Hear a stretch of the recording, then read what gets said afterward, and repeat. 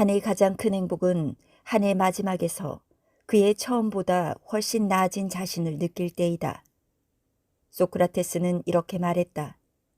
보다 나은 인간이 되기 위해 애쓰면서 사는 것보다도 더 훌륭한 삶은 없다.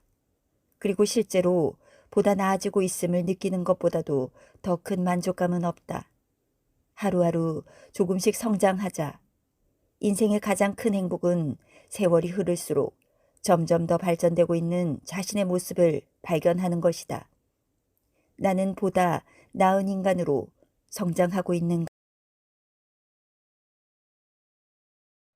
우리는 자명종 소리에 의해서가 아니라 새벽의 무한한 기대감으로 깨어나는 법을 익혀야 하고 또한 스스로 늘 깨어 있어야만 한다. 현대그룹의 창업주 정주영 회장은 이렇게 말했다. 나는 젊었을 적부터 새벽 일찍 일어난다. 왜 일찍 일어나느냐 하면 그날 할 일이 즐거워서 기대와 흥분으로 마음이 설레기 때문이다. 아침에 일어날 때의 기분은 소풍 가는 날 아침 가슴이 설레는 것과 꼭 같다. 자명종 소리가 아니라 새날에 대한 무한한 기대감으로 잠에서 깨어나자. 몸만 깨우지 말고 영혼도 함께 깨어나. 아름다움을 찾으려고 온 세상을 두루 헤매도 스스로의 마음속에 아름다움을 지닌 사람이 아니면 그것을 찾을 수 없는 법이다. 요 5단계설로 널리 알려진 미국 심리학자 아브라함 메슬로우는 이렇게 말했다. 가진 것이 망치밖에 없을 땐 세상의 모든 문제는 못대가리로 보이게 마련이다. 우리 마음에 망치가 있으면 세상은 모두 못대가리로 보이고 우리 마음에 물뿌리개가 있으면 세상은 모두 꽃들로 보인다. 세상을 아름답게 보고 싶다면 먼저 내 마음속에 아름다운 생각을 꽃 피워보자. 사랑하고 일하며 때로는 쉬면서 별을 바라볼 수 있는 기회를 주는 인생. 그 인생에 감사하자. 독일의 신비사상가 토머스 아 캠피스는 가장 작은 선물에 대해 감사하라. 그러면 더 큰 것을 받게 될 것이다 라고 말했다. 메리 제이 아이리언은 이렇게 말했다. 평범한 날이여 그대의 귀한 가치를 깨닫게 하여라. 먹고 사랑하고 별을 바라볼 수 있는 인생에 감사하자. 더욱 큰 것을 받게 될 것이다. 때때로 인생이란 커피 한 잔이 가져다주는 따스함에 관한 문제이다. 미국 가수이자 코미디언인 에디 켄터는 이렇게 말했다. 속도를 줄이고 인생을 즐겨라. 너무 빨리 가다 보면 놓치는 것은 주위 경관뿐이 아니다. 어디로 왜 가는지도 모르게 된다. 인생이란 달리기 경주가 아니다. 빨리 도착한다고 상을 주는 것도 아니다.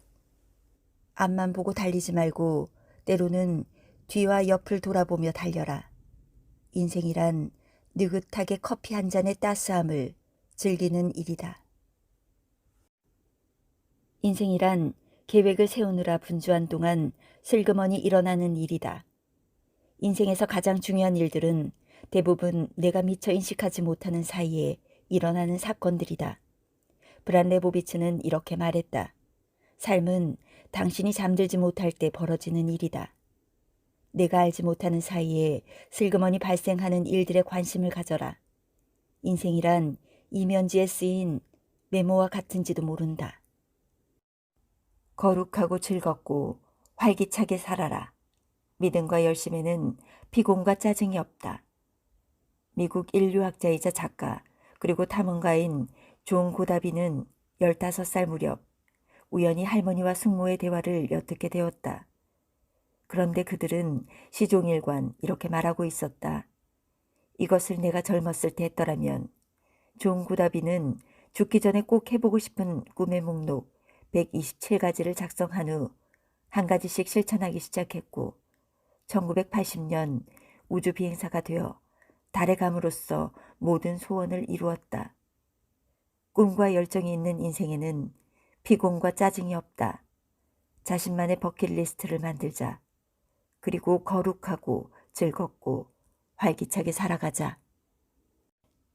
단 한 번의 인생이니까 함부로 산다는 것은 말이 안 되는 변명이다. 생은 어려운 것이다. 어찌 보면 정답 없는 문제집을 푸는 일이다. 그리고 목적 없이 출항한 배가 바다 한가운데서 항로를 찾는 일이다. 그렇지만 그렇기 때문에 오히려 생은 쉬운 것이다. 어찌 보면 내가 쓰는 답이 정답이 되는 문제집이요. 내가 지나는 길이 항로가 되는 항해가 바로 인생이다. 인생은 정답 없는 질문이요. 질문 없는 정답이라는 점을 기억하고 자신만의 정답을 적어 나가보자. 인생의 무지개를 보기 위해서는 우선 비를 견뎌야 한다. 랜스 암스트롱은 세계 최고의 사이클 영웅이다. 25살이 되던 해 생존율 3%라는 고환암에 걸렸지만 2년에 걸친 투병 생활 끝에 암을 극복하고 로드르 프랑스 사이클 대회 7연패라는 불멸의 신화를 작성하였다. 그는 이렇게 말했다. 암이 내 육신을 바꿔놓은 곳은 아니다. 다만 내 정신을 바꿔놓았을 뿐이다. 고통이 주는 진짜 대가는 자신에 대한 올바른 자각이다.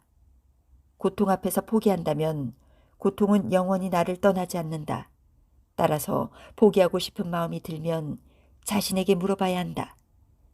평생을 고통과 함께 살고 싶은지 아니면 고통 아닌 것과 함께 살고 싶은지 성공이라는 결승점에 도착하고 싶은가? 그러면 우선 불행과 고통의 시간을 이겨내자.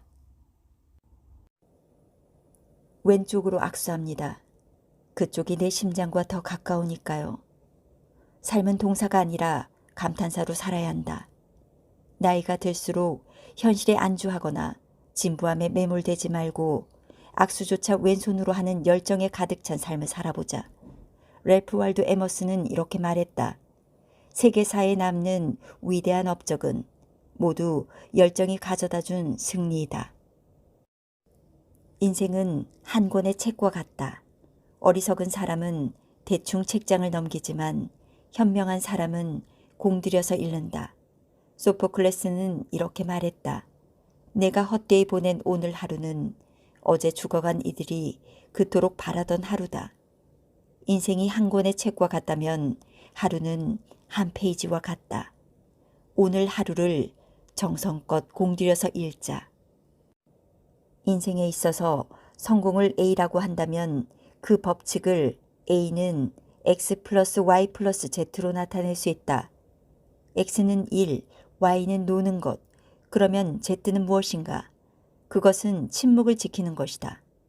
독일 시인 실러는 위대한 영혼은 묵묵히 고민한다고 말했고 제일 레이는 이렇게 말했다. 말하는 자는 씨를 뿌리고 침묵하는 자는 거두어 들인다. 쓸데없는 참견과 비난은 화를 자초한다. 묵묵히 침묵을 지키는 것은 존경과 안녕을 거두는 길이다. 열심히 일하고 즐겁게 생활하되 때때로 침묵을 지키자. 인생은 흘려가는 것이 아니라 채워가는 것이다. 우리는 하루하루를 흘려보내는 것이 아니라 내가 가진 무엇으로 채워가는 것이다. 스웨덴 영화 감독 잉그마르 베르히만은 이렇게 말했다. 나이가 든다는 것은 등산하는 것과 같다. 오르면 오를수록 숨은 차지만 시야는 점점 넓어진다.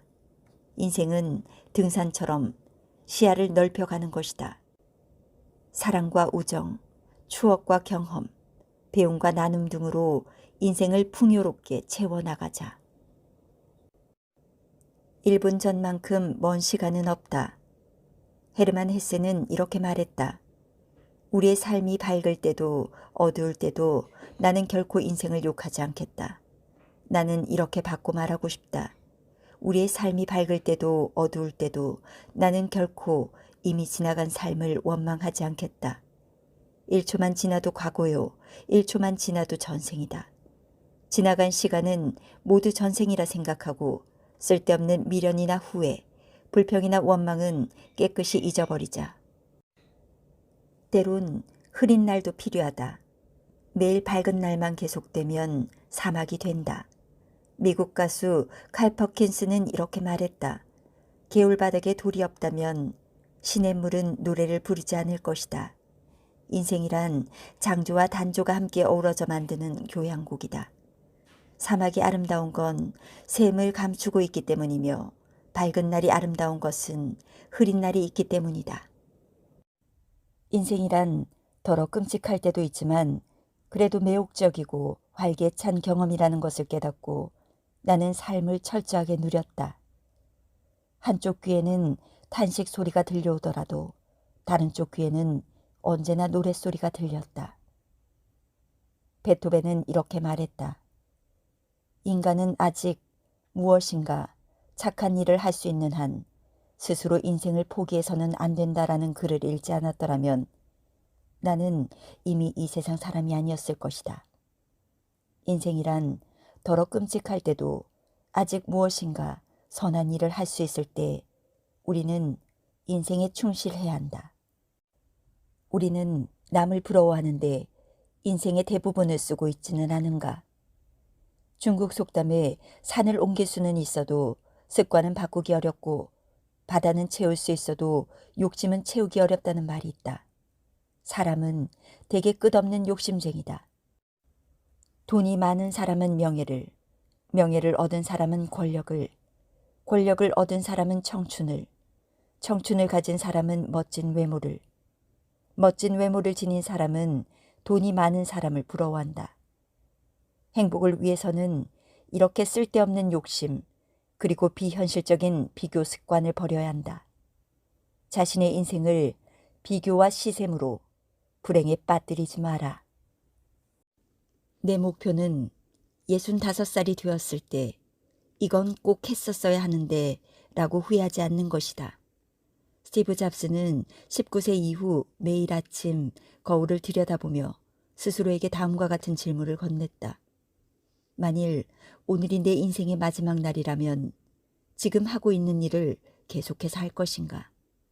우리는 하고 싶은 일을 하며 살아야 하고 또 그렇게 살 권리가 있다. 미래를 예견하지 말고 하고 싶은 것을 하며 그것을 가능하게 만들어라. 존 베리모어는 이렇게 말했다. 사람은 꿈이 후회로 바뀔 때 비로소 늙는 법이다. 깨끗한 양심처럼 더없이 푹신한 베개는 없다. 공자는 이렇게 말했다. 비례물시, 비례물청, 비례물언, 비례물동. 얘가 아니면 보지 말고, 얘가 아니면 듣지 말고, 얘가 아니면 말하지 말고, 얘가 아니면 행동하지 말라. 깨끗한 양심은 가장 푹신한 베개이며 가장 편안한 의복이다. 맞은 사람은 발 뻗고 자도 때린 사람은 못 뻗고 잔다는 인생의 이치를 이해하자. 우리는 오래 살기 위해서가 아니라 올바르게 살기 위해서 노력해야 한다. 영화감독 장진이 언론과의 인터뷰에서 자신의 메모를 소개하였다. 여기까지 오는 동안 너무나 많은 추월을 했다. 도착해보니 지옥이었다. 우리는 어디로 가는지도 모르면서 너무나 많은 추월, 신호 위반, 과속을 하고 있는 것은 아닐까. 에픽테토스의 홀로 있을 때나 여럿이 있을 때나 늘 변함없는 사람이 되라. 옳게 살기 위해 노력해보자. 인생은 속도가 아니라 방향이다. 이별의 시간이 왔다. 우린 각자의 길을 간다. 나는 죽고 너는 산다. 어느 것이 더 좋은가는 신만이 안다. 갈매기의 꿈을 쓴 미국 작가 리차드 바크는 애벌레가 세상의 끝이라고 부르는 것을 우리는 나비라고 부른다고 말했다. 소크라테스는 이렇게 말했다. 죽음이란 육체로부터의 해방이다. 사람들은 죽음을 두려워하지만 삶과 죽음 중에서 어느 것이 좋은지는 오로지 신만이 알 것이다. 우리는 그저 각자의 길로 덤덤하게 걸어가야 한다. 너무 낙심하지 말도록 하시오. 보세요. 하늘이 어쩌면 저리도 곱고 맑습니까? 나는 이제 그곳으로 가는 것입니다. 공자는 이렇게 말했다. 아직 삶도 모르는데 어찌 죽음을 알 수 있을 것인가? 죽음에 대해 너무 두려워하거나 낙심하지 말라. 그보다는 삶에 대해 더 많이 알도록 노력하자. 삶은 고해의 바다라고 말하니 어쩌면 죽음 이후의 세상이 파란 가을 하늘처럼 더 곱고 맑을지도 모르는 일 아니겠는가. 어찌 이리도 울고 불고들 하는고. 짐이 불사신이라도 되는 줄 알았더냐. 인도 속담에 이런 말이 있다. 인간은 태어날 때 울지만 주위 사람들은 모두 기뻐한다. 죽음을 맞이하는 순간에는 모든 사람이 울지만 당신은 미소 짓도록 하라. 사람은 누구나 죽음을 맞이한다. 그 마지막 순간에 아쉬움이나 억울함에 가득 찬 눈물이 아니라 홀가분한 미소를 지으며 떠날 수 있도록 노력하자. 내가 죽거든 나의 관 양쪽에 구멍을 뚫어 나의 빈손을 모든 사람에게 보이게 하라. 김국환이 부른 노래 제목 타타타는 산스크리트어로 본래 그러한 것이라는 뜻인데 한자로는 여여라고 표기된다. 여여는 어찌하면 어떠하리라는 의미니 타타타는 결국 인생이란 본래 그런 것이니 이런들 저런들 어떠하랴라는 뜻으로 이해할 수 있다. 인생은 공술의 공수거라는 말처럼 빈손으로 왔다가 빈손으로 가는 것이라는 사실을 잊지 말고 항상 마음을 비우며 살아가자. 프랑스의 위대한 문호 빅토르 위고는 이렇게 말했다. 품위가 깃든 주름살 앞에서는 고개가 숙여진다. 행복한 노년에는 이루 표현할 수 없는 새벽의 신선함이 있는 법이다. 나는 이렇게 말하고 싶다. 품위가 있는 죽음에는 이루 표현할 수 없는 신성함이 있다. 그렇게 긴 시간 동안에 우리는 단 한 번 죽는다.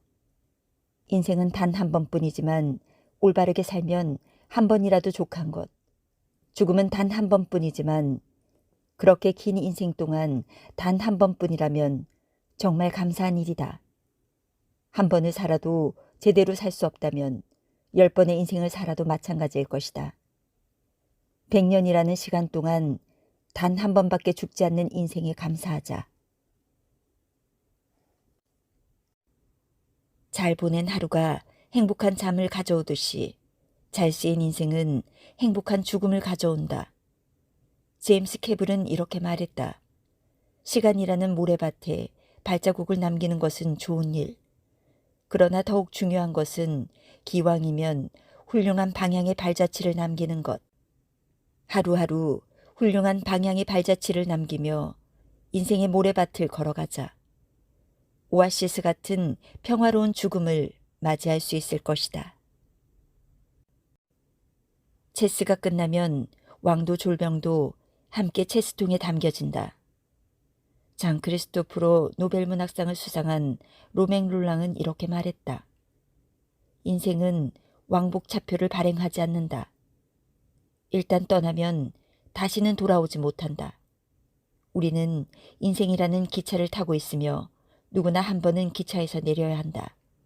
그 종착역의 이름은 죽음이다. 기차에 머무는 동안 차창 밖의 풍경을 즐겨라.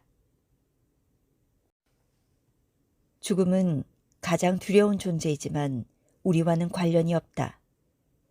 우리가 있는 동안은 죽음은 존재하지 않고 죽음이 존재하면 우리가 존재하지 않기 때문에. 철학자 스피노자는 이렇게 말했다.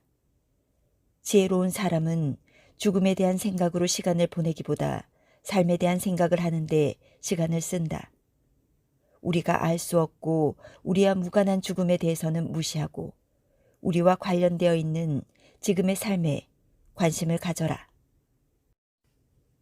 이 세상에 죽음만큼 확실한 것은 없다. 그런데 사람들은 겨우살이 준비를 하면서도 죽음은 준비하지 않는다. 미국의 한 연구기관에서 1,000명의 사람을 대상으로 실제로 가능하다면 언제 죽는지 알고 싶은가라는 설문조사를 실시하였다. 응답자의 96%가 알고 싶지 않다는 응답을 나타냈다.